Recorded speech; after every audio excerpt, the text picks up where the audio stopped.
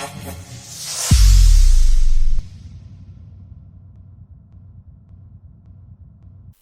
Every one welcome back.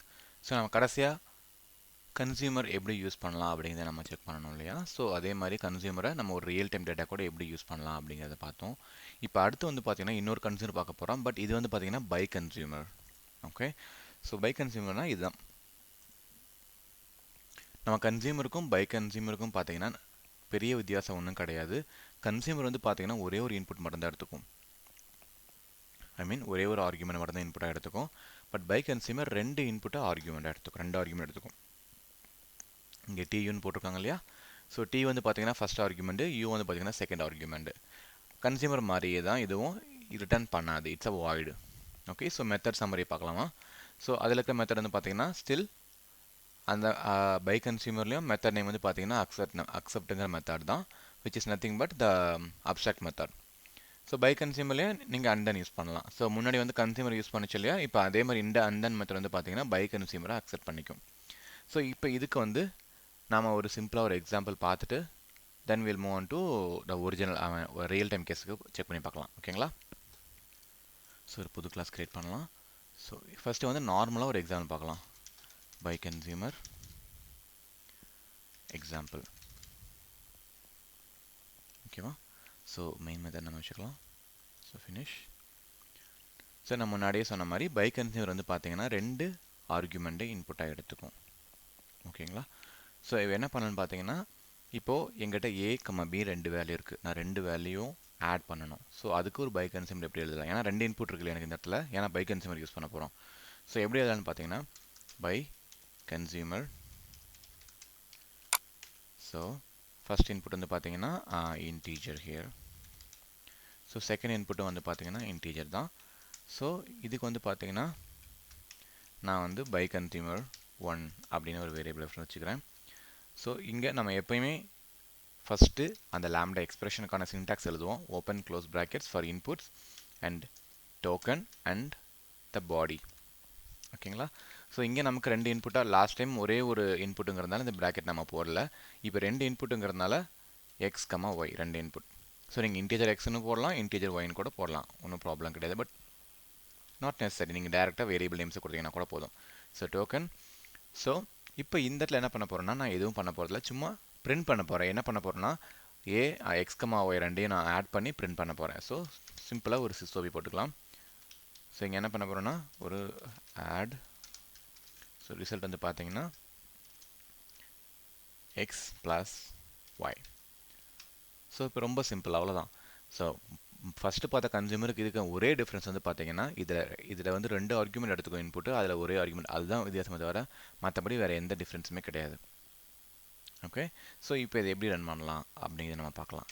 So முன்னாடி பண்ண மாதிரி தான் bc1 டாட் அக்செப்ட் மெத்தடுக்கு நம்ம இன்புட் பாஸ் பண்ணணும். இங்கே ரெண்டு இன்புட். ஸோ என்ன பண்ணணும்னு பார்த்தீங்கன்னா 10 and 20.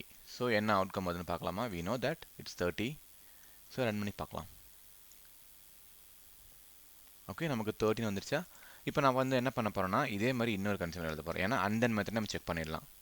ஸோ இங்கே வந்து BC2ன்னு வச்சுருக்கேன். ரெண்டுமே பார்த்தீங்கன்னா same type, integer integer integer integer. எதுக்காகனா அண்ட் மெத்தட் செக் பண்ணணும்னா என்ன அர்த்தம்?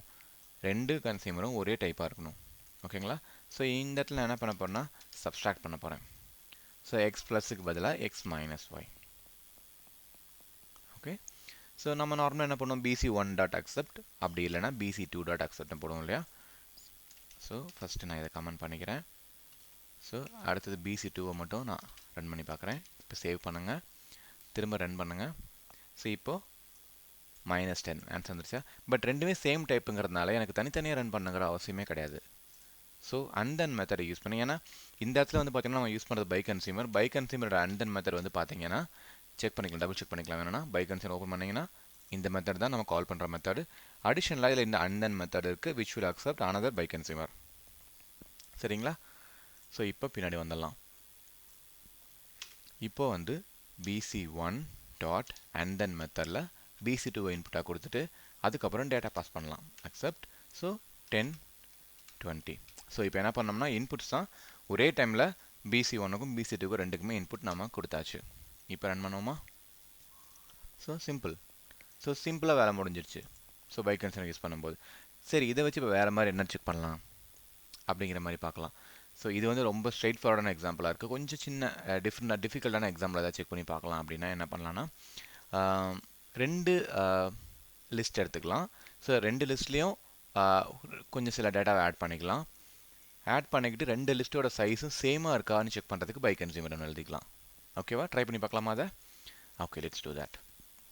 ஸோ இதை கமெண்ட் பண்ணிக்கலாம். இப்போ என்ன பண்ண போகிறோம்னா, ஃபஸ்ட்டு வந்து பார்த்தீங்கன்னா லிஸ்ட் ஆஃப் இன்டீஜர் ஓகேங்களா? ஸோ இது வந்து பார்த்தீங்கன்னா list 1 L1 is equal to arrays dot as லிஸ்ட்டில் யூஸ் பண்ணிக்கலாம்.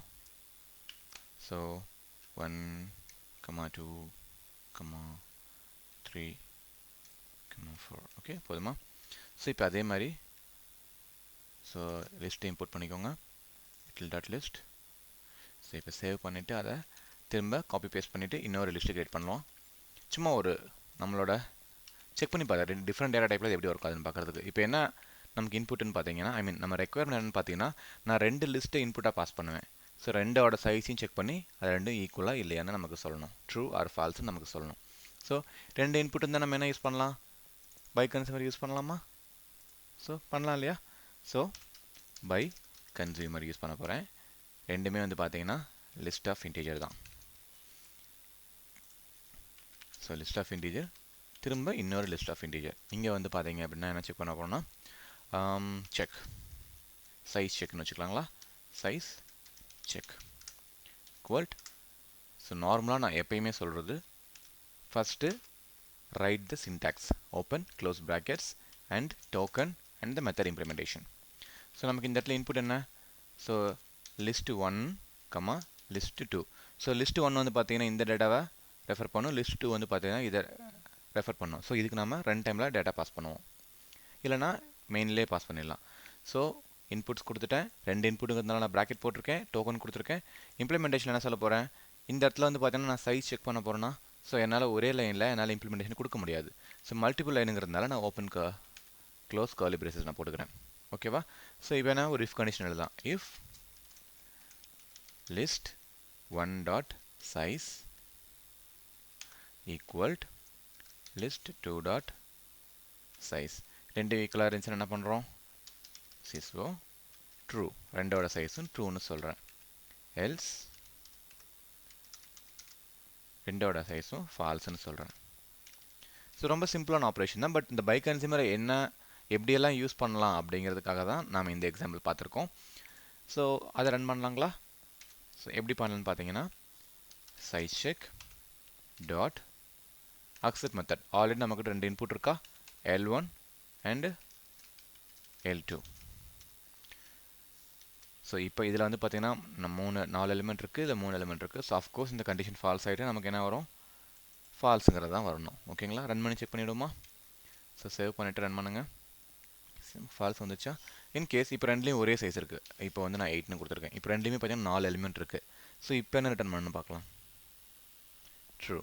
ஸோ இந்த மாதிரி உங்களோட ரெக்குயர்மெண்ட்டுக்கு ஏற்ற மாதிரி நீங்கள் பை கன்சியூமர் யூஸ் பண்ணிக்கலாம். நீங்கள் கன்சியூமரில் என்ன பண்ணுறீங்களோ அதை பை கன்சியூமர்லேயும் பண்ண முடியும்.